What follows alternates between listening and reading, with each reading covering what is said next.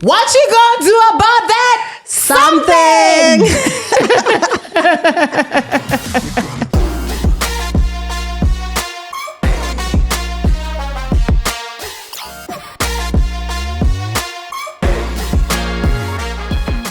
Hello everyone, welcome back to my YouTube channel. So today I have someone you're probably not thinking or expecting. Today is going to be a beautiful session because we will be talking to women about a lot of, actually it's a very sensitive topic. So yeah, I have Khathutshelo. She's an author, a philanthropist, life coach. Yes. So she's going to talk to us about a lot of stuff that she went through. Guys, I did say that I was going to write a book. Yes, that is still happening. This person is an author, and this is someone that I've been talking to, or I'm going to be talking to moving forward from this. Yes. Welcome, Khathutshelo. Yay! Thanks for having me. So I know you told me that you want to talk about gender-based violence, mental health, and all. We're covering all of that today. So I just want to find out from you, tell us about the gender-based violence, on how you relate to it or what happened, the story that you want to tell us. All right. So gender-based violence, basically my story started when I was very young. Okay. So I was sexually assaulted, actually raped by my stepdad. And then when I was 10, it happened with someone else. And then... How old were you? It started when I was around 8. That's when I can remember with my stepdad. 8? Yeah. And then when I was 10, there was another guy who raped me. And then when I went to high school, I was physically abused by someone who was my boyfriend then. And I used to also have like flashbacks of moments when I was like in primary, like grade 1, grade 2, where I got raped while I was walking from school to home. So yeah, that's my story. I've been through so much in terms of being abused, sexually, mentally, emotionally. So yeah. So when I just want to go back to the stepdad situation. Like what happened there? Like how did it started? What really like happened? So I started staying with my mom and stepdad when I was turning 8, and we used to have a 1-roomed house, and because it was a 1-roomed house, we only had one bed. So we basically shared a bed, the 3 of us. And when mom was at work, she would start fiddling, and then that's when the rape started, and it continued until he disappeared or basically moved out from the home that we're staying in. And nothing happened to you, like you didn't bleed or something because you were so young. I can't really say exactly what happened, but I felt a discomfort because I remember after the first time he did it, I had to rush to the bathroom. And because it was like a yard where there were different families staying there, I remember when I got out of the room, going to the bathroom, this other guy stared at me like as if he knew what was happening, but I didn't tell anyone. And everything just came out in 2018. So basically throughout the years, I never actually told anyone what had happened to me. Like throughout, like even your mom, you never told her that? No, my mom never knew anything. You lived with that until 2018? Yes. That's when I had a mental breakdown, and then I saw a psychiatrist, and then, everything started unfolding, and I started understanding exactly what the impact that the abuse had on me. Yeah. That is a lot. And then you said when you were going to school, someone did something also. Yes, but I used to remember it as a form of like a flashback. Like I would be sitting at home or at school in class, and then, I would have an orgasm at a very young age, like around 13, 14, when I was still in primary. And I didn't understand what it was, but I would have that flashback, and then the orgasm would happen. But it was a disgusting feeling. It was not, when you hate your body or you hate what you're feeling. So I would hate that feeling. And I didn't understand what it was. Why then. It was happening even. And then the boyfriend in high school, was it high school or primary? Yes, it was in high school. So with that one, it came to a point where I didn't want to do the relationship with him anymore. And then he started following me around to school. He was actually done with school. He was older. So he used to follow me when I went to school. After school, he would wait for me and then started beating me up. If he finds me standing with a guy or walking with a guy, or maybe he finds out that I was talking to a guy in class, then he would get furious, he would beat me up. And it went on for almost a year until someone saw what was happening, and then they confronted him and threatened that they were gonna, report him to the cops. So when it happened at that time, it was very painful because I had fear. I always feared for my life. Today is he gonna beat me up? Because he also threatened to kill me. It's like you'll never find anyone in your life. You'll never succeed in your life. I remember one time when I was doing my matric, my books got lost, all my books. So I didn't have study material. I had to borrow books from other people, only to find out a year later that he actually confessed that he took my books and threw them in the pit toilet. So I was staying at home. Oh, back at home, I know. Yeah, pit toilet. So he threw my books in the pit toilet. Yeah. That was like serious abuse. And you never reported this to the police or anything like that? No, someone else reported because we had a family member who was a cop. Then they talked to him, and then that's when it stopped. That's the thing about things at home. Like, you just talk, and then what if he goes and he does that to someone else? Yeah. Because nothing really happened to him. Like, and also that thing, like, what if people say I'm lying about it, or you're just over exaggerating? It doesn't only happen to you. What did you do to him? We always sometimes try and find excuses for perpetrators doing what they do, and we forget that there's a victim. And what the person has done to the victim, it actually shows or manifests itself over a period of time as well. And then when this, like, everything that has happened, I mean, from the age of 8, you were very young. Yeah, I was. Like, you didn't, I don't think you knew what is. I didn't. And now when I looked at an 8-year-old or a 7-year-old, and I look at them and I realize that my stepdad literally was abusing a child that young. Right? I don't talk about my story because of me now, but I talk about my story to raise awareness and looking at those young people or kids who are being abused and realizing how fragile and how innocent and how young they are. And it doesn't make sense for someone older to actually see a child and think about sex. It doesn't really make sense. Exactly. Like, how do you look at an 8-year-old and think? Yeah, it's scary, but it's happening. Is that normal though? Are they not? I can't say it's normal. Is it not a sickness? Obviously we cannot diagnose people, Yeah. but it is probably a sickness. I don't like making excuses for perpetrators, but I also, at some point doing my research or looking at people who have a history of abuse, most of them you'd find that they have been abused growing up as well. Sometimes you find that they are just sick in the head, So, yeah. Because I also remember, I don't remember which year it was, there was a story of a young girl in a restaurant with their parents. Yes, you remember? I remember that story. And then that story went on, and apparently at the end they said that guy, he's sick. He has some sort of a disorder yeah, for doing that. Like, and then what do we do to people like that? Like, what do we?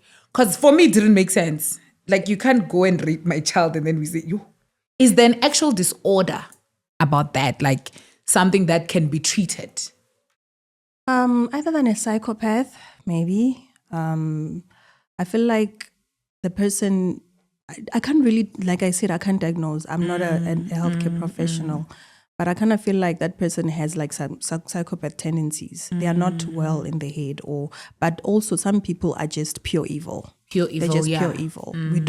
We can't continue making excuses and say this person. And also the question is, was he diagnosed of some mental illness before the incident, or are they bringing up the mental health issue now because they want to try and find an excuse, for what he had done? But do you think, I'm not really like trying to make an excuse for them, but do you think if it is a disorder or it is condition, it could be like treated and they will probably stop? It's like people who go around murdering people. They just, for them, don't think it's that much of a big deal. They just wanna satisfy whatever edges they have. So I really don't think we can say there's a cure. Maybe there's some medication that can help control the chemical reactions in their brains, probably. But yeah, it is what it is. And unfortunately, as society, we do sometimes try and find, like I mentioned, try and find what is this person? Why is this person doing this? Because we don't understand. It doesn't make sense, So we try and find a reasoning behind it as well. Why did the person? And then how was your life? Like from 8 years until, how old are you now? I'm 30. Yeah, from 8 years until before 2018 when you got help. Like, how was your life? How was your relationship lives with friends, with family, with partners, if you had a partner after that? How was your life? So in terms of relationships, I had a possessive kind of, I used to like clinging on people, like relationships. Even if you can say this relationship is not working, I would still hold on to them because I had daddy issues. Like I didn't grow up with my own biological dad. So I kind of like had abandonment issues as well. And also the mental health stuff. Some people used to jokingly say I have bipolar, only to find out in 2018 that I actually do have. You actually have. I was diagnosed. Yeah. Okay. Yeah. So it was major depression, bipolar anxiety, and post-traumatic stress disorder as well. So my life, it was not really much of a smooth sailing ship, like if I could put it that way. Friends, I could keep relationship, but I was a people pleaser a lot. I probably still am now, but I used to sacrifice myself as well to keep people around, and try and give out as much as I can of myself so that people can be pleased. And another thing that used to happen when I was still in primary, I actually wanted to do sex work after school. Really? Yeah. Because I got addicted from the age of 10, I got addicted to adult content. And it was because of the guy who had raped me when I was 10. He actually exposed me to the adult content, and it became an addiction for me until I think when I was in grade 9, grade 10. But throughout my life, I thought, after I'm done with school, I'm just going to go to Pretoria. I'm going to, sell my body there. Yes. I never thought anyone would have. It was a passion, trust me. I really thought what I can give to society was my body. And I thought that's the easy way, People want it anyway, So, yeah. It was a crazy thought, but I had it. It was a crazy thought. Yeah. And then when it comes to friends and like when you're saying that you were trying to sacrifice yourself mostly to try and keep them, was it because you felt like you didn't deserve that to have them as your friends? Or you were not feeling like you're worthy enough to be these people's friends? For you to keep them, you need to like sacrifice yourself. Yeah, I felt like I was not good enough. I'm not pretty enough. Maybe I'm not fun enough. I would go an extra mile. And also I didn't have a personality of my own, if I should put it that way. I used to have a friend and I would like mimic their personality so that they can like me. So people who know me growing up, some would say I'm fun, some would say I'm a very reserved church girl, some would say something different because I never really had an identity.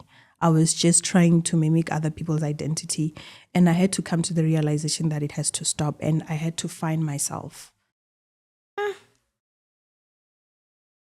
Yeah. It is a lot. Like I honestly I'm trying to imagine. I can't even imagine how your life was. Like I can't even try and put two and two together. Okay, and in your head, what was happening? Sure. In my head, when I was alone, I would have a lot of suicidal thoughts. I think I failed. I did attempt unaliving myself, but I felt dismally. That's why I'm here today. So that was the greatest fail of my life. What happened? I tried drinking some concoction that was made for rats and stuff like that, but it didn't kill me, just made my tummy very sore. I tried cutting. I had to stop cutting my thighs because cutting your thighs is so painful. Please don't try it. Cutting your thighs is so painful. I used to cut my wrists, stuff like that. Sometimes it was not because I wanted to die. Sometimes it was because I just wanted to find some pain that is not, like emotional or mentally. I wanted to feel physical pain because the emotional pain was too much. I really didn't understand. I couldn't fathom. I couldn't put one and two together at that time. I think therapy really did help me understand what I was going through and understand my triggers and also manage them better. So when it comes to triggers, like maybe let's say there's someone that's probably going through the same situation and they also don't know, like obviously not everyone has access to therapists. I hope it was easy for everyone. I just hope there was a place where therapists are there for free. You just, because I feel like each and every person needs to see a therapist. Yeah, definitely. Everyone. So what would you like say to someone that's probably going through the same situation? They don't understand their triggers. How do they find their triggers? Okay, so usually you would have episodes, right? So it's not like an everyday thing where I'm always thinking about what happened to me. There will be triggers, but the thing that someone who's been through that needs to do is to find a community, find people they can trust, find people they can lean on, because when you have a support system, it really helps you because they understand, okay, this person is not well, there's probably something that had happened. So you need to also pay attention to your mood swings or your mood changes and see what actually happened. And also talking to someone, you don't always have to talk to just a therapist. You can talk to someone you trust. I do have a lot of people that do reach out and say, Khathu, I'm going through this, and I do guide them however I can or give them tips of how I survive daily. And also talking about free mental health services, right? They are there, but I feel like they're limited. So it's like there's an influx. There's a lot of people requiring the help, but there's not enough resources to cover everyone. So just find someone you can talk to, and diarizing as well, like writing things down. That really helps me. So every time when I feel some type of way, I would write it down. When I'm feeling good today, I would write it down, and it will help with understanding my emotions and seeing them on paper as well. My therapist also told me that to buy a journal and write how I feel every day. And I thought it was a weird exercise. It really helps. What? She's like, no, if you're happy, if you're angry, whatever the case is, just write it down. Yeah, it does help a lot. No, it does, because it did really also shape because I also had emotion situations as well. Yeah, hi, Shem. No, the thing is, I'm trying to digest at the same time and try and ask questions, and try and digest the whole thing because it is a lot. And I feel like it's very, I could have probably had a therapist there or a psychologist here, It would have been better to have professional there sitting and really guiding us and telling us, because I feel like this topic needs you and a solution. Yes, definitely. Because it doesn't help us to just hoe it out there. Okay, this is what happened to me. Okay, so what if I'm going through that? What happens? What must I do? They have no answer, So I wish the psychology or therapist sitting there saying, okay, when you are going through that, this is what you could have done, or this is what you can do. If there's a person, I want to look for a psychologist. Guys, find me a psychologist, please. Or a therapist, someone that can actually unpack some of the things that needs answers, because stories like this, we can just talk about it, but we also need to have a solution, because sometimes when you're very depressed, you need a solution. True. You need to know, okay, when I feel like this, what must I do? Because sometimes people don't see the light at the end of the tunnel and they end up cutting. And then what happened? Because when you were cutting yourself, blood came out and you still didn't die. Nothing happened. What happened? Yeah, Someone found you.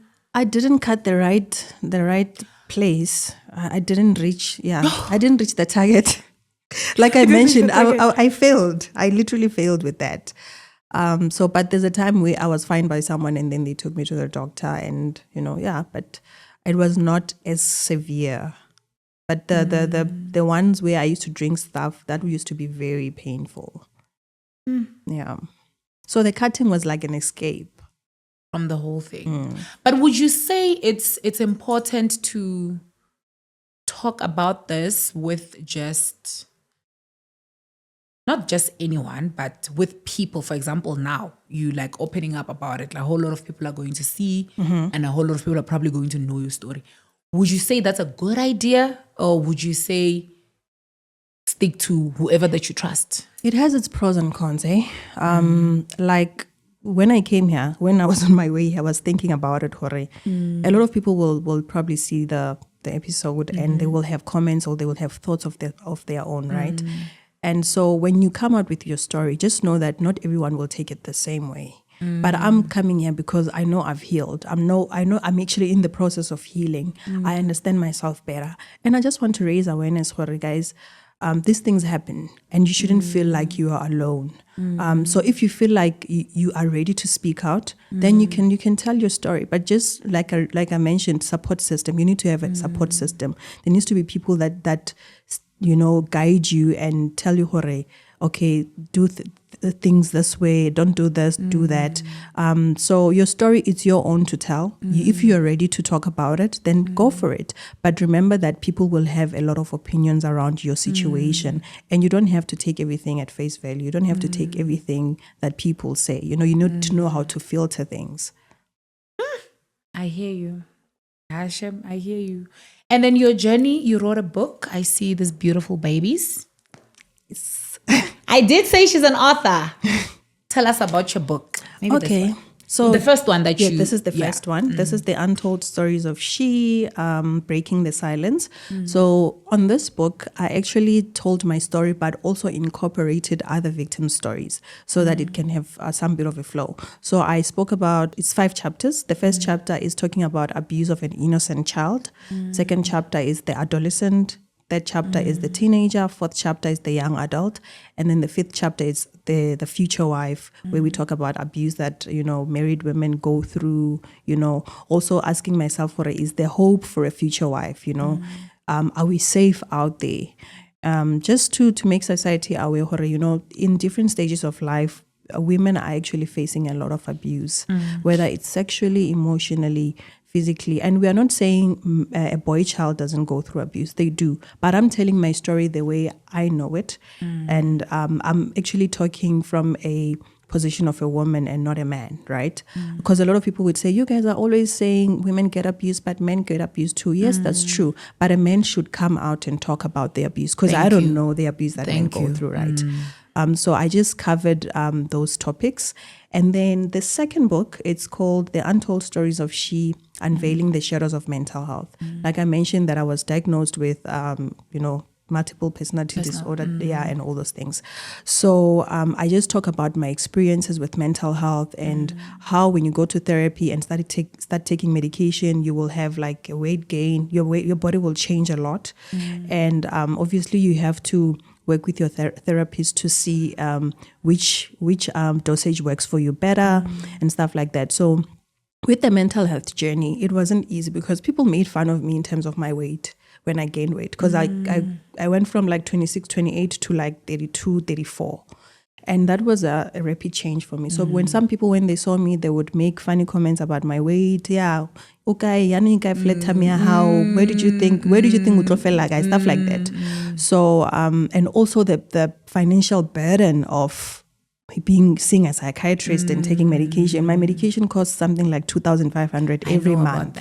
It's very expensive. It's very expensive. So sometimes you find, you are left with debts. Yes, you went for therapy and all that, but when you come back now, you have to be paying debts. You are stressed. And that adds on the stress. Exactly. It does actually take a toll on you as well. So I just want to find out with the mental health issue. Before you were diagnosed, how was your life in G? I used to isolate a lot. I would be chilling with you and we're talking, and all of a sudden I feel like I just want to go be by myself. So it actually, some people looked at it as if you're too moody, stuff like that. And also the self-doubt was there a lot. So it was not, I didn't understand what was happening, like I mentioned, right? But then there were a lot of signs. I was also very self-destructive. Like something, you would see that this is a beautiful thing happening to me, but I would decide, I'm quitting this or I'm stopping this. I remember this other day, I told my sister, I woke actually up in the middle of the night and I told her I'm resigning from work. She's like, what? I'm like, yeah, I'm leaving my work. I can't take it anymore. Everything is just overwhelming. Like things just get overwhelming sometimes for no reason, without any trigger that's happening. And start having self-doubts and start having what they call an imposter syndrome. So an imposter syndrome is basically you feeling like you don't belong where you are. So like I mentioned before the podcast, I felt like... And I'm actually working as an engineering manager. So I've kind of felt like, do I deserve to be here? How did I make it? Is my diploma legit? Is my degree legit? And also I always try to perfect everything that I do. And if I feel like it doesn't reach that perfection level, I would beat myself up. I would cry. It was just a mess. It was really a mess. But with medication, it does help, regulate my emotions and stuff. Did you also kind of sabotage relationships as well? Let's say, for example, you've met a good guy, he's trying his best for everything, and you just want to crush it and remove yourself from the situation. The doubt, is this guy really genuine? Ask a lot of questions, pressurize them, stuff like that. Things that some people feel they are normal, but I would be too, like I said, too possessive. I'd be too possessive, think that I'm always right, probably, stuff like that. But those are the things that I had to deal with and face. I'm not perfect, but I cannot keep on sabotaging relationships and messing people around. I can't say I was a bad person, but I feel like there's things that in the relationship that I did that probably pushed people away. I would literally intentionally sometimes do things that I feel like if I do this person will, I'm about to say something. That is me. Really? Yeah. You just diagnosed me. Okay, which disorder is that? Babes, there's a lot. No, because that is literally me. Like, you see, I'm not married or single, whatever the case is. When it comes to relationship, that is exactly what I do. No. Like, I would be in a situation where things are but I want to find... It doesn't seem real. You're like, there should be something wrong here. With this guy, what's wrong with him? I want to find that something wrong. And you will find it. And when you find that something wrong, you leave. Why? How do we fix that? How to get married? I think marriage will pass us. Wait. No, I think if we don't fix our ways. But how do you fix that? Because I promise you, I've never really been in a situation with someone that didn't really love me. I don't remember being in a relationship with someone but I always, all the time. That's why I asked you specifically about relationship, because I wanted to find out if what's happening, is it somewhere close to that, Because I've always looked for things. I literally go, dig, and then start acting on whatever that I'm finding, and then boof, we're done. I think the best thing that one can do for themselves is have an open communication with their partner.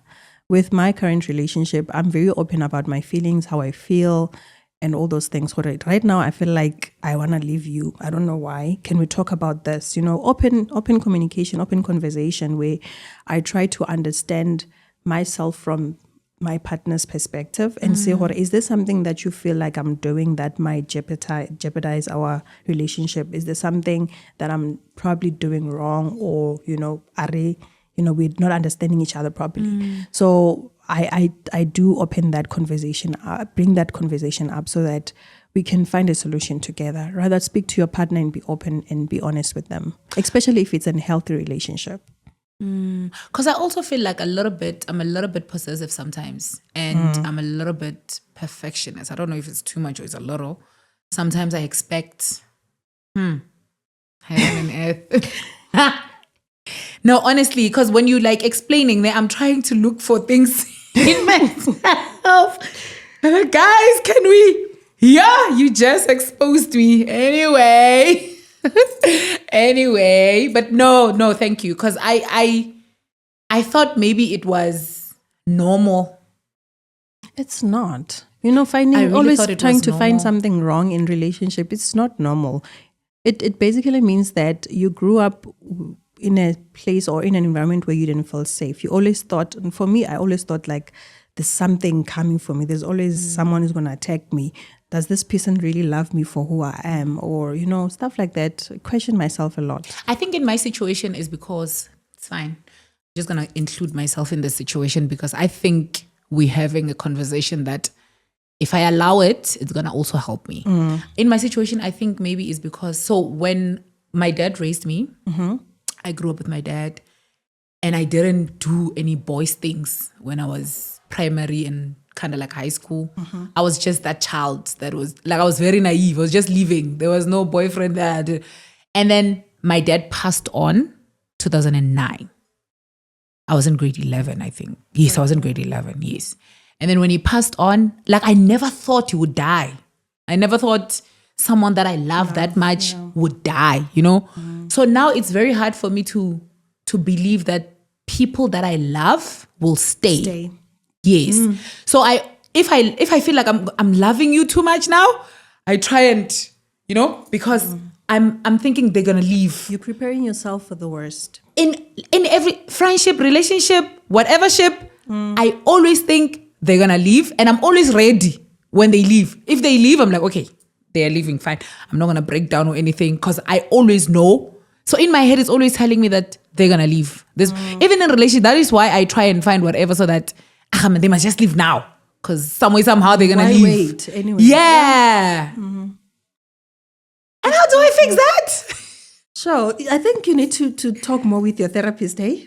And I do talk to her, hey? I do. It's just that she would say things like, I need to write these things down, and then also find the real reason. Maybe there is a real reason behind the fact that they will just leave. Find that real reason. What is the reason that's making me think they're going to leave? Yeah, and also I think believing that you do deserve good things. Because for me, I think I had thought where I don't deserve good things. If the good things are happening, there's somehow fake or there's something going on. I'm always suspicious when there's something going on because I never thought I deserved good things. I think you're right. Because on my birthday, Kosi made a speech. She said something like that. She said something like that to me about somewhere you're in a situation, but you don't feel like you deserve to be there. Yeah. And how do you get to a point where you believe and you feel like I deserve to be here? How do we reach that point? It's gonna take time, but I think it starts with you accepting when you are receiving love, like accept it as love. When someone is giving you a gift, accept it as a gift. Don't try and find reasoning behind it or why, stuff like that. Because once you start finding reasons and it doesn't make sense to you why someone loves you or someone, gifts you with stuff, whatever, that's when now problems will start. But don't try and find reasons for every good thing that happens in your life. It's just good things happening and that's just it, Are you able to receive love? I am learning to. I'm definitely learning to. It was hard before, but I am learning. I used to question my partner a lot. Do you really love me? Are you sure? Stuff like that. But I'm accepting if someone says they love you. Yes, some people do lie, but right now I cannot be focusing on the negative. I should be embracing the positive things that are happening in my life. As much as I'm not used to it, but if it's happening, I need to embrace it. I grew up alone and I've been alone for a very long time. I really struggle to accept that. Like, I feel like it's me, myself, and I. No one is coming to help me. Everything, even now, whatever that's happening is just me, myself, Marco, and my editor. But what I'm trying to say is that in most cases, it's just me, myself, and I. Yeah, you've learned to be like independent or basically just isolating yourself and doing things your own. The question again is, have you been so disappointed in life? Like maybe you came across situations where people disappoint you so much that you feel like you can't trust anyone anymore. For me, that has been the case as well. You depend on this person or you put your life, in this person's hands and then they end up dropping the ball or disappointing you. Going back to the stepdad issue, that man was very kind to me initially. He taught me how to tell time, how to tie my tie, how to tie my shoelaces, how to ride a bicycle. He was a father figure, and I trusted him. And when everything else happened initially when I was still young, I didn't see it as abuse first. But as I grew older, I'm like, oh, that was abuse. So I felt betrayed as well by someone I loved. So it gets difficult to trust what people are genuine with what they're doing. Yeah. I hear you. Yeah, babes. I hear you. No, I am glad we're having this conversation because I'm also getting some answers. I feel like we go through a lot of things. Sometimes we don't know the things that the things that happened to us when we were young. It doesn't necessarily have to be rape or abuse or whatever the case is. Anything that happened to you when you were young, in most cases, if it's traumatic or whatever the case is, or bad, anything bad actually that happened to you, it just happens to linger around still, even when you're old. Yeah, it shapes the way you perceive things, the way you think, the way you see other people. It really does have an impact. Early childhood development is very important, a healthy one. And if your childhood development had a lot of trauma involved or whatever the case might be, it does shape who you are as an adult.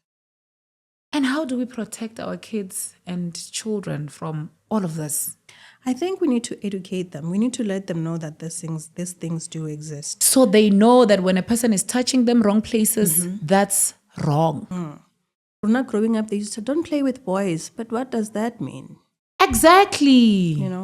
We're not really like straight up about the whole situation. It's rather speak to your child and they understand that these things happen rather than them experiencing it and not telling it to you because they feel like maybe it's a taboo or you would blame them or maybe the parent won't understand because there are kids who have kept things from their parents because they felt like maybe they will tell me it's my fault because they don't understand it, Once we teach our kids what is what, it will really help them in future. Yeah, we need help. We do. As a society, we are broken. Trust me, when I share my story sometimes, a lot of people come out and say, yo, I've been holding this inside. I knew there was a problem, but I was afraid to speak out because I thought no one would believe me. Things like that. Did you had those situations or scenarios when you were coming out, people not believing? Yes, when I was 10, the abuse that happened when I was 10, I did tell my mom and my stepdad. And then the guy said, I'm lying, I'm just looking for attention, It was a whole lot of story. And it was never, taken seriously because he said all those things when I was seeking for attention and stuff. So they just let it go like that? I think that the parents are also the issue. Sometimes. Yeah, also, I feel like parents don't want to believe that stuff like that happened to their kids. Or, I don't know, man. Kids do lie sometimes, but I mean, why would I make up rape? I don't think there's a kid that can come and lie and say someone raped me or someone touched me where they were not supposed to. That's not possible for a kid. Like kids would either lie about not drinking your water, Like there are certain topics or certain things that a kid would say you shouldn't ask twice. But the situation there was very messed up. The guy stood his ground. He's like, she's lying. I never did that. And obviously because it came out a while after it happened, there was no way they can maybe take me to the clinic and do tests and stuff like that because it was. So it's your word against his. Yes. Yeah. You said you have an NGO. Yes. So my NGO basically does, we do mental health awareness and support. So basically, if someone approaches me and say maybe they are struggling with mental health, would provide resources. And then we do mentoring and coaching. So I usually work with young girls or young boys, maybe in entrepreneurship, some want maybe guidance in their career, stuff like that.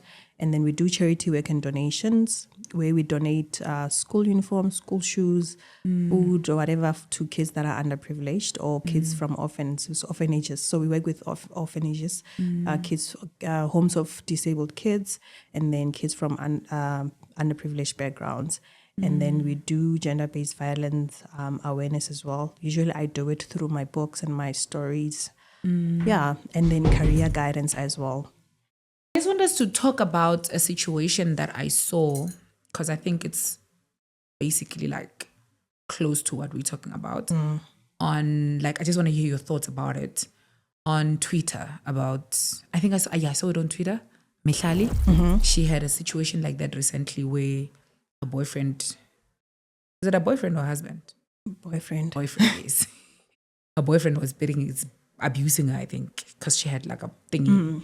What do you think about? Because one thing I've realized is that in most cases, sometimes we become very insensitive on social media, and we don't really like look at the whole. Because a lot of people were saying weird things about karma, yeah, karma this, yeah, karma that, but that happened. What's your thought about that situation? Okay, I did not follow the story like fully, but from what I understand is people are trying to paint her as a, as this bad person because she was dating a married man or whatever the case might be. But I feel like there's no excuse enough to say someone beat someone up. Whether you're dating a married man or whatnot, I'm not condoning that, but we should not diminish or try and minimize what the victim has went through and try and find excuses, for it. No one has the right to be beating someone up. It might have been a case of self-defense, but the problem is that it's a hearsay. Like this one says this one says that. But at the end of the day, we cannot be condoning people abusing others or beating them up, whatever the situation is. I kind of feel like we are really victim blaming.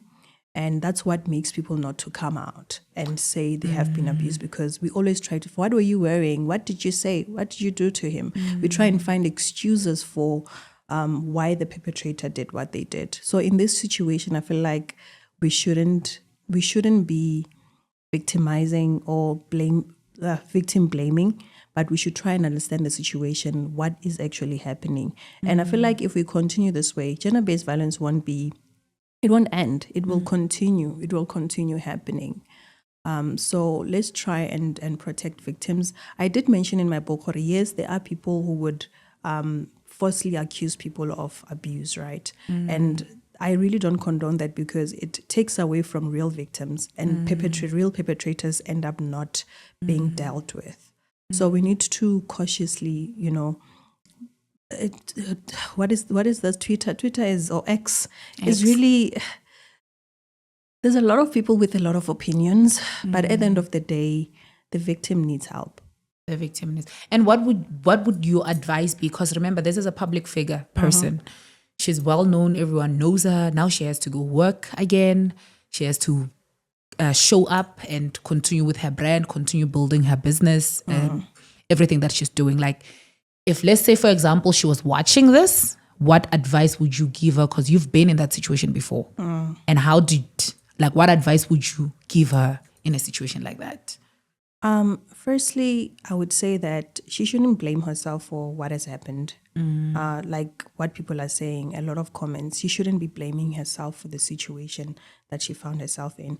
She might have had maybe a part in it, because we heard that she went to the house and all those things, but she shouldn't be blaming herself and dwelling in the, in what people are saying. And also seeking professional help will really help her. And maybe staying off social media for a while. I found that that has helped me a lot, staying away from social media, because that's where people are saying a lot of things. And if she keeps on feeding herself with what people are saying, it will take a while for her to heal, because she does need healing, whether it's physically, emotionally, she does need healing. So she should probably take a break from media. I don't think that's a good. No, but because that's her brand. But when I say media, I'm talking about her checking the comments and everything. Like okay, and just focus on work and what she's supposed to do. I hear you. No, I hear you. That's actually a very good advice, because I saw the tweets and I saw the comments and I was like, Yeah, sometimes you read the comments and you feel sorry for the person because you feel if someone would have said this to me, I would have broken down. So the good thing is if she blocks, she just needs to block the noise. She needs to block it. Hi, thank you so much for you speak like you really. That's why I was asking as if there's a therapy, because like you really like speak as if you have not that you the fact that you want to see a therapist or psychologist, but you speak like you have knowledge about that also. Did you like study something like that? Not necessarily, but I actually do a lot of short courses online. There are short courses online about mental health. So I usually try and study or try and have some knowledge around it because, when we're having conversations like this, I can't just only talk from experience, but also I need to, there needs to be facts around it. So I do try and study as much as I can.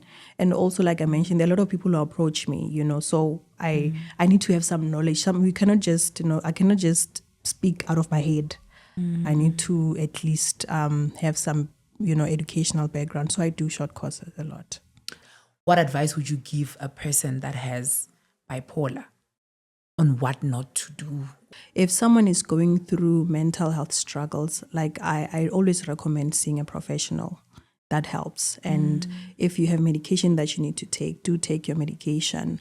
Surround yourself with people who are supportive, people who will understand the situation that you're in. Some people do actually give us signs before they leave, but we choose sometimes to ignore them. We also need to be very vigilant. Like we need to be and also sensitive. I feel like people, especially in the era of social media, people are very insensitive. Like on social media, people bash people a lot. And that actually does take a toll on someone. You can say just one bad thing and that person takes it to heart and they feel like, I can't do this anymore.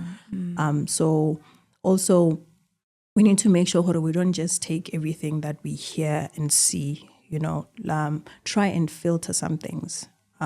Not everything is for you to listen to. Just protect your sanity by surrounding yourself with positivity. Like I can take you home with me. Oh my word. Like this studio is always loud. But today, it's a beautiful session. Like I'm happy. No, I'm happy. No. So what happens with someone that's taking the medication and they still do things to themselves? Because I know there are people that would seek help, take medication, but they still hear voices. Yeah, that happens a lot, eh? I have come across people like that. And sure, it is a difficult one. It is really a difficult one. I really can't say obviously taking medication is not enough. Like taking medication only is not enough. You understand? You need to have like things like, practical things, try and exercise, you don't have to go to the gym. You can exercise from home, like we mentioned, journaling, talking to someone you trust. Every time you feel like you have some triggers, have someone that is always on standby for you to say, to help you calm down, because sometimes when you are in your head, you feel like the world is like coming down on you. But when you speak to someone, it really does help to knock some sense into your head. So yeah, don't give up as well. Remember, healing is not a linear. It's not something that's going to happen, linearly. So you will have days where you feel like you are down. You feel like you don't want to do it anymore. You feel like you want to end it all. And some days you'll feel hyper and feel like, oh, I'm actually getting better. And the following you go back to where you are. So it's not an easy thing. And obviously you will sometimes go through some downs, but also you will go through some ups. So don't be too hard on yourself as well, because when you're taking medication, you feel like everything is going to be fine. It's not everything that's going to be fine just like that. It's a process. Healing is a process.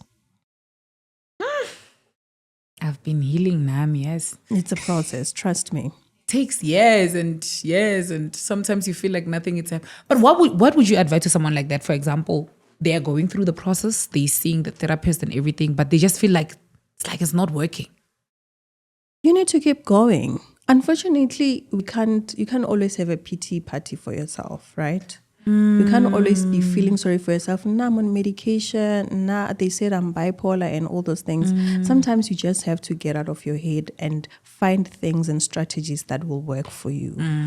It's like I mentioned, it's not an easy task. It's not an easy thing to do, but don't give up, because also with medication, we think taking it today will sort out all our problems, but also the medication needs to get used to your system. It's a process. It's not going to work overnight, so you cannot just say, I took my medication for a month, it's not working, I'm stopping it.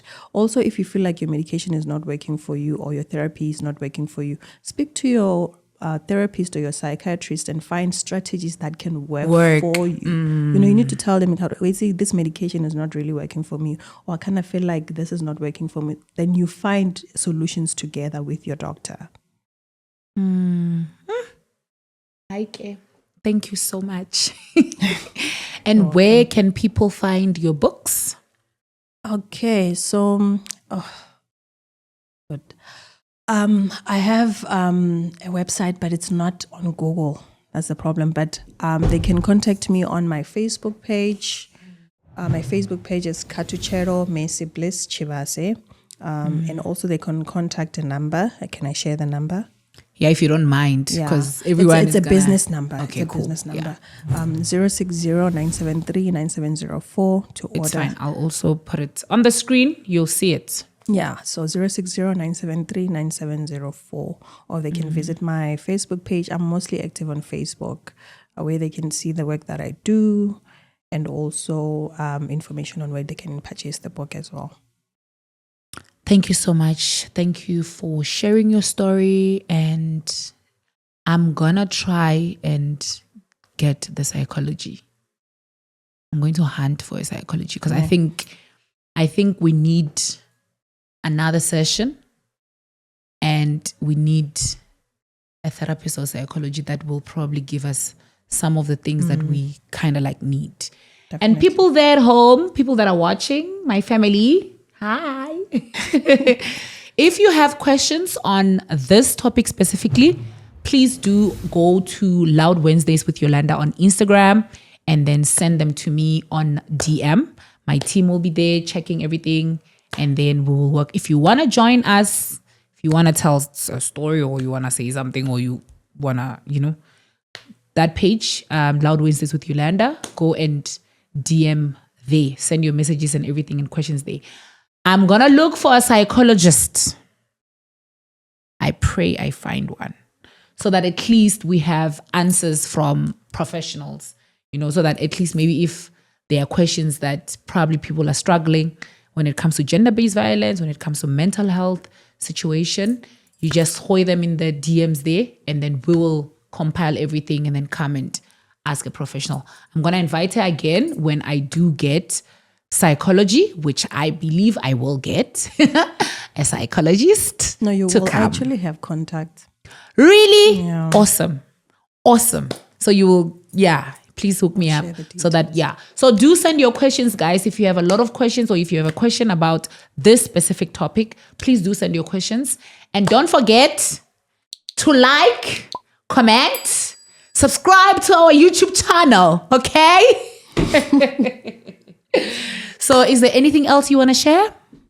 I want to share. It's not a joke, but it's it's an experience that I had. Okay. So usually when I have this mental health episodes, especially with bipolar, there are times where I'm very hyper, and there's times where I feel like I'm experiencing a low, and there are times where I experience a high. This other day, I'm scrolling. I can't sleep. I have insomnia. I'm scrolling through social media, and I come across a post there, Miss South Africa, right? Okay. I'm like, how about I enter the competition? I've never done pageantry before. I've never. I think the last time I did pageantry was in grade 8, and it didn't go well. So I decided to enter Miss SA. I was just knocking on doors and feeling, let's explore, man. And then I posted my entry video. It was last year. post my entry video, I'm like, I have an opportunity. This is great. The anxiety that I had after posting that video, I cried. And I'm telling my sister, what have I done? And I had to realize it days later, what have I done? Where was I going? And then, funny enough, someone commented, was just reviewing the entries videos on TikTok. And I found my video was there. And then they made, a joke or fun about I was wearing spectacles. And they told me, go take off your spectacles. And we waited for Ubra. So for me, that experience was just to say, I've been trying so many things in my life, seeing what works for me. It's not a bad thing to try things out, obviously. It's not, yes. But for me, the anxiety that comes with decisions that I make when I'm in that hyper mode, But did you not delete it? I did. You shouldn't have. I did. I think it started gaining traction. I was on like 3K likes. I'm like, I can't do this. And then I deleted everything. Trust me. You could have been Miss SA now. No, I don't think so. I don't think so. You could have. The anxiety was going to just I think a lot of people struggle with that. Because with me, I mean, I don't know. Is it impulsive the right word? Very impulsive. I'm very impulsive. Yes. But I don't go back on my word. For example, when I applied to Big Brother, I did the video and I was like, I think I submitted it 2 days before the closing day. And should I? And then I submitted. And I was like, yeah, I can't do that. The camera will be on me the whole day. No. Hey, abort. But there's just something that's 80% strong in me that if I make a decision and do something, whatever negativity that can come, I don't go back. I delete every time. No, maybe you should give someone your to handle your account. My sister does sometimes, but I'm telling you, in the middle of the night when I feel like I can't sleep, I go through my social media. I'm like, I was not supposed to post this. I delete, especially if I feel like they're getting traction. Really? Yeah, I get because the traction very is good. I get very anxious. For now, people are going to have opinions. They're going to have comments. It's just too much. Then I see the problem is what people are going to say. So I don't care about that. Because people are negative out there, unfortunately. And that's something that I need to learn. People will always have something to say, but don't take everything that people say. Yeah. So you know what you need to do? You need to make the decision with yourself to say that, okay, I'm going to wear earrings like this. And if you look at them and you think they look good on you, it shouldn't matter what anyone says. That's how I live, I think. Easier said than done, hey? I admire your courage, Shem. I do. But I'm not all strong. No, like I have my weaknesses. For example, you said you have a high and a low. People don't think I'm quiet. And I am. Sure. And I don't think people think I'm a loner. And I am. Like I'm literally 80% of the time alone. Sure. It's so weird. And that's where I think properly. Like that's where but you would think I'm out. I'm, or I'm hyper every single second. I'm only hyper when I'm outside. I don't know why. It's very probably weird. people, when they see you, they expect that loud, hyper. I am when I'm outside. But if you know me, you know the other person. There's another person. There is another person. And if you know that, like the day you meet the other person, you're really going to have a problem for days. You're going to be like, Yolanda, hey bo. Like it's a weird switch. It's very strange. The switch is it is crazy. It is. If you don't know me and you meet me there, Shem, you're going to, she's rude. She's this, she's that. You're going to think whatever that you're going to think because it's a very weird switch. I also have that switch. I don't know. Maybe I'm probably. Who knows? I must go get tested. No, but I don't hear voices. Yeah, I also don't hear voices. So it's not always the case, ne? It's not always the case. Usually people who would hear voices are people with schizo. Oh, I see. But I don't know. Maybe I must check because I really have a switch also. So when you said you have a high and low, I'm like trying to self-diagnose myself in the section. I'm looking at it and I'm like, because I also have a switch. Like I have a quiet and a switch. And what about planning things with friends and then last minute you're like, you're not going? I do that a lot. Oh no, I don't I plan things while I'm very hyper, and the day comes, I'm like, what And then have you don't go. what have I done? I So don't the want to thing be with me, around anyone. I don't plan. Okay. When I went to Cape Town, I just went to Cape Town. I think that's a. So I was like, Nana, let's go to Cape Town. He's like, okay, poof, we went to Cape Town. I'm not gonna sit and be like, okay, December I'm gonna be here. No, and that's not good. Sometimes You are impulsive. I am impulsive. Like when I think of something that it's gonna, if I think of of something, or maybe an idea, and when I look at the idea, I see it working 90%, I do it. I admire your strength of not deleting things after. Oh no, I need don't. to practice that. I delete things that don't move. When I post it, I'm like, this post is not moving. I delete. Sure. Why did it not move? I promise you. When it moves, I don't delete. Don't, because you don't know who's going to see that. For example, let's say you make a video now and you are talking about a mental health, or maybe like a message that someone would probably be helped from watching it. And then you have that because it's getting, and then you remove. Now you've denied that poor child that could have been saved from something, you know? True. Yeah, you need to look at it that way. If it's something like that. Even Miss Essay, what if they said yes or they took you? I don't think they would have said yes. And I think actually they didn't say yes. So where was I going? Maybe someone would have seen that video and then invite you for something. You never know. And someone probably saved it. Oh no, my mom likes posting it on her status randomly. Thank you. And I'm like, what are you doing? Thank you. I think you would be a good public figure, you know, because you have a story. You know how hard it is to like, I'm not saying what happened was good, but I'm saying the story that you have, it's very powerful. People need to hear it. Like a lot of people would probably be helped, because it doesn't really help for you to just be a public figure and you're not saying anything or doing anything, you know? Yeah. Okay. You're just there beautiful. No, I Okay. get you. There's one thing though that happened, I think, that made me very anxious. I think the first time I shared my story on Facebook and someone said, I'm going to say it in Venda, because I'm to Orekan nikoto tongisa ubiniwana. So you are bragging about being raped. That's what that person said. I was like, what?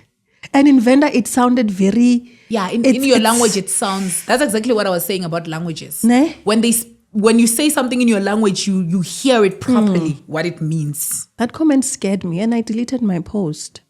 That's why I delete a lot of posts, because comments really, they give me anxiety a lot. And I wouldn't, because it gets worse when it really does get worse. So if it's like that, now I'm yeah. Because it really gets, like, for example, do you see what's happening now to Mihlali? Like people that are saying, they're making even videos about it. They are like, everyone just has an opinion. And in most cases, not really because people are saying that because that's what they really believe. They know that story is going to sell. You know, and they also want likes and follows. Yeah, if I talk about her now and say whatever, I'm probably going to have 1 million views. True. You understand? So sometimes it's just people taking advantage of the situation and just, you know, but what is it doing to the person? We forget that. Yeah, we forget that. If something happens, we're all going to go and be like, oh my God. But you probably, the reason why things... You contributed to what you is understand? happening, yeah. It's just a very sad We just need to community be- and this generation. We just need to be very cognizant of what we say. We have a lot of opinions, yes, but people need to be sensitive, really. People are not sensitive. The only thing people are looking for is likes, comments, views. And in most cases, that's just that. Like, I saw someone posting something saying that when people make videos about me, they know they're going to get followers and reactions and whatever the case is. And that's the generation we are. Unfortunately, that's just the generation. Because you don't want to post a picture and have 200 likes. You want to post a picture and have 1 million likes. At least you get 200. I get to 50 or 45. Somewhere there. That's where it ends. But anyway. I'm just saying that I remember Denzel Washington. There's a video of Denzel Washington on Instagram that I saw where he was saying that it's so weird now. We used to want to be liked, yes, but now you want to be liked by 5 million people. Yeah. You want to be followed by 10 million people. Like that's just like he was just talking about social media on how it has changed everything and everyone and whatever perspective. And unfortunately, that's where money is. Yeah, true. Brands, that's where they're going. Everyone, that's where they're going right now. Like COVID really did a lot of things to people, and we just realized that, social media, internet, YouTube, it's what's going to save us because if there is something like that again and we can't work, you're just watching things, who's going to blow up? The YouTubers, the Instagrammers. I think the only thing that concerns me with social media now is that people don't really care about leaving footprint, like what again, digital footprints. Like people just post and say things that would at some point even backfire. Backfire. People don't really think about that when they post certain things. I think we need to really watch what we post sometimes, because it might backfire. An employer, a potential employer might be looking at that video and saying things, So rather people lost jobs on that as well. Right. Yeah. No, that's actually true. But thank you so much for coming. Unfortunately, our time is up. Thanks for having me, sis. Really appreciate. We're going to have another one with a professional. And I pray a lot of people do send questions. Guys, do send questions. And I love you so much. Thank you so much for watching. Someone said I need to say that a lot. Let me say it again and again. Thank you so much for watching my podcast and for always being there, commenting. I see you guys every time when it's premiering there. Thank you so much for watching. Please don't forget to like and comment and subscribe. Subscribe, please. And click the notification bell so you don't miss any of the sessions. And this is how we close it. We're going to say what you're going to do about it. Now we're going to say something. Okay. Because if you are having a mental situation, you need to do something about that. So we're going to change it just today. Ne? So it should say something. Yeah. What you gonna do about that? Something.